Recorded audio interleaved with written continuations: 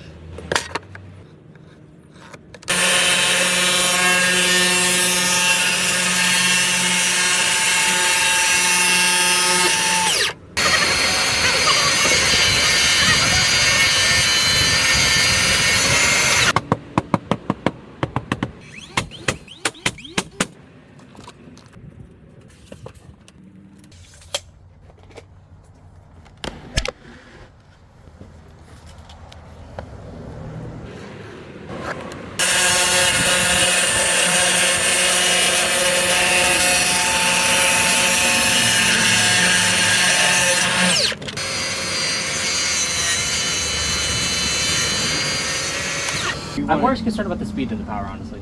Because if it, in my opinion, if it underdrives, I can always just hammer it. Yeah. Now the But if it overdrives, that's a problem. the speed is good for what we do. We don't go too fast. So it's good. Yeah, but I feel like with Milwaukee, it's more consistent when you pull the trigger.